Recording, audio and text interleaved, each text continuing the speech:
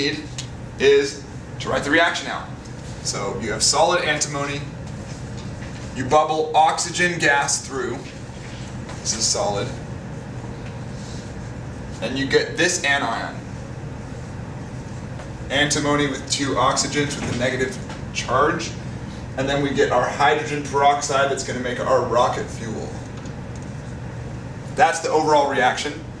We need to break this down into half reactions. We notice both these are in their elemental state, so these both have 0 charges.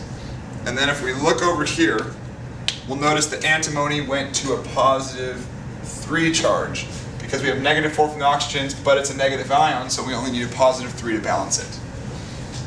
We notice that the oxygen, don't forget, oxygen's always negative 2, except in peroxide. If we remember, the hydrogens are each plus 1, so of course the only way to balance a peroxide is to make each oxygen a negative 1. So now we can write the half reactions. Let's start with, let's do it in blue. And let's start with oxidation, I think. See, I told you. So let's start with oxidation. If we have antimony turning into SbO2 negative, that's our oxidation, because remember, we are losing electrons. And by the way, this happens to be 3 electrons. And then if we write our reduction, we have O2 turning into H2O2. So now let's balance this. First of all, so first of all, we're going to need to balance the oxygens here. So the oxygens over on this side, we're going to need to add 2 waters to balance that out. Then on the bottom one, well, actually then we're going to need to add acid, so we're going to add 4 H pluses over here. And that should be balanced. Now, we already have balanced oxygens, so the only thing we need to balance over here is 2 hydrogens. After that, how many electrons? We went from ground state to a negative 1, so it gained 1. But how many oxygens were there? 2. So we actually gained, whoops, see? See? So we actually gained 2 electrons over here to balance it out. Now, if you look, you notice we have 2 electrons here, and we have 3 here. We need these to equal. This one needs 2, that one gives up 3. The only way this can be an equal amount of electrons being given up and taken is if we use at least common multiple, which in this case, I'm going to use 6. So we need to multiply this whole thing times 2, and we need to multiply this whole thing times 3. If we do that, I'm just going to multiply it through. So this becomes a 4, this becomes a 2, this becomes a 2, this becomes a 6, and this becomes an 8. This one becomes a 6, this one becomes a 6, this one becomes a 3, this one becomes a 3. Alright, so now we have it electronically balanced. The oxidation is giving 6 electrons to the reduction half. So let's put these all together. We have 4 H2O plus 2 antimony plus 6 electrons plus 6 hydrogens plus 3 O2s gives 2 antimony plus 6 electrons plus 8 hydrogens plus 3 H2O2s. Alright, now we can cancel out before we even, let's see, there's no water there. So let's actually turn everything to a basic solution. Remember, if you read the question, this is actually happening in a basic solution. So let's add, of course, this is acid right here, to turn that into a base. basic solution, we'd add 6 OH minuses, and we'd find out that this had 6 waters. Now, actually that's not going to work in this case, because we have 8 over here. So we're actually going to need to add 8 OH minuses. So we're going to have 8 waters over there. This needs to turn into an 8. So what we're going to end up with is 6 waters and 2 OH minuses. So now that we have 6 waters plus 4 waters, we have 10 waters overall on this side. And we're going to have, let's see, right here we're going to have 8 waters from these. So we can cancel those out, and we're overall on this side going to have 2 waters left. And on this side we're going to have nothing. So overall, this reaction becomes 2 antimonies.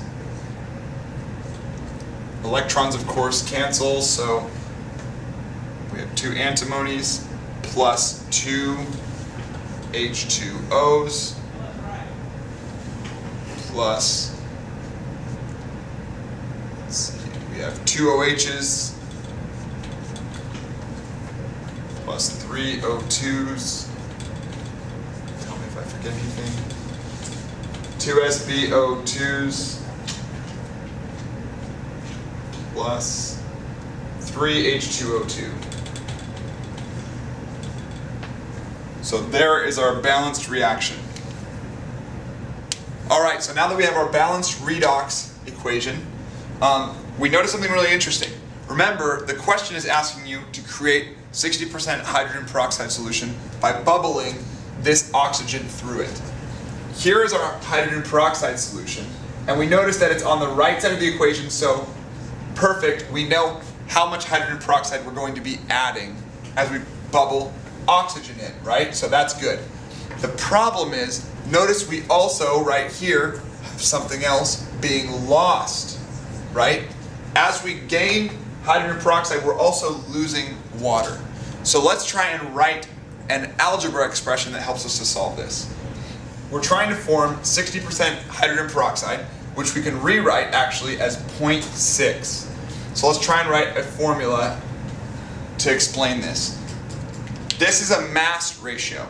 So what I'm saying is grams of H2O2, 60% is grams of H2O2 divided by grams of the entire solution. Now the entire solution is going to be grams of H2O2 as well, right? Because it's in the solution. Plus grams of water. Now here's the problem.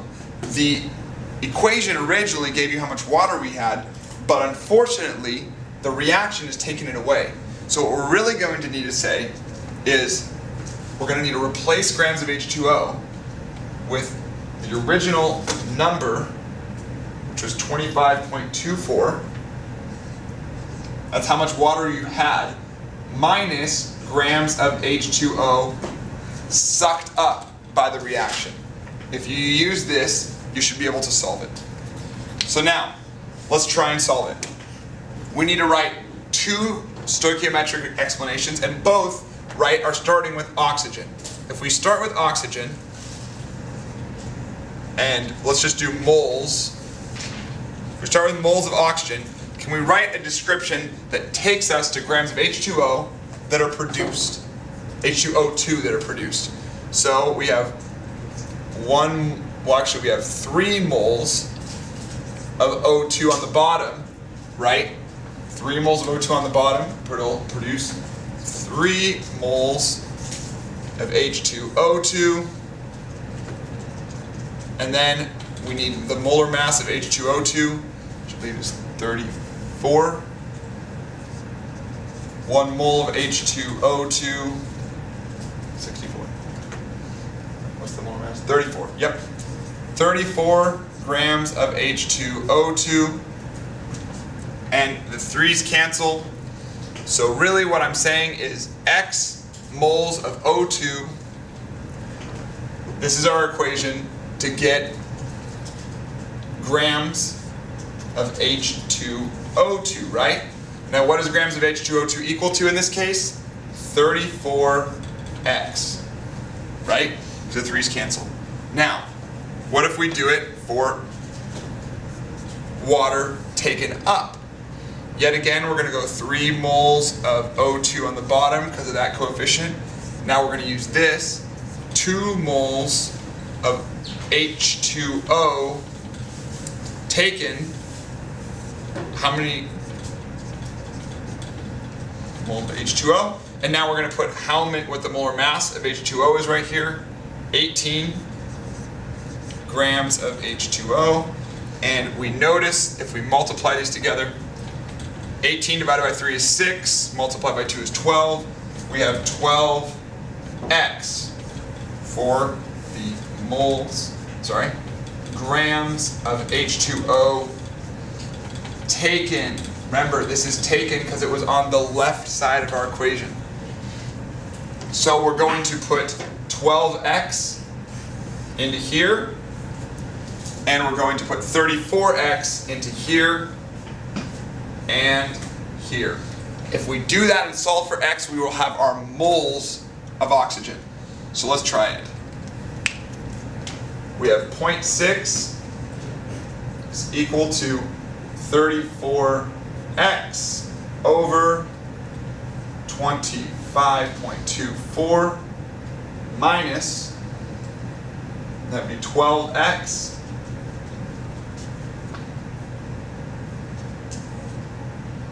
plus 34x. All right, so what I would do in this case is combine the like terms. We have 0.6 is equal to 34x over, let's see, that would be 22x, 25.24 plus 22x. At this point, I would put this over 1 and cross multiply, because I use math cheating tricks. And use my sheet because I don't want to do this over again. You would get 34x is equal to 15.14 plus 13.2. Subtract 13.2. Oh, that's x, by the way. X on both sides. We get 20.8x is equal to 15.14. Divide by 20.8 on both sides. And x is equal to 0.73 moles of oxygen. That is how many moles of oxygen we need to bubble through the solution. Now all we have to do is take that many moles of oxygen and put it into our ideal gas law to find out what the volume is. Alright, so the last part isn't that difficult. We know that we need 0.73 moles of O2 to be bubbled through. You were given a container that had it at 12 atmospheres. And we know the moles, which is N, right? And you were given, I forget the temperature, unfortunately. It's going to be 307 if you convert it to Kelvin. So add 273 to what you were given, and it's, I think it was 40, something like that, and you end up with 307 Kelvin. So PV equals nRT. Pressure was 12 atmospheres. We're looking for volume. Moles are 0.73. R is 0.08206. And temperature is 307 Kelvin. Divide by 12 on both sides. So if we take 0.73, 0.08, all of these numbers, multiply them, divide by 12, the volume you're going to get is about 1.534 liters.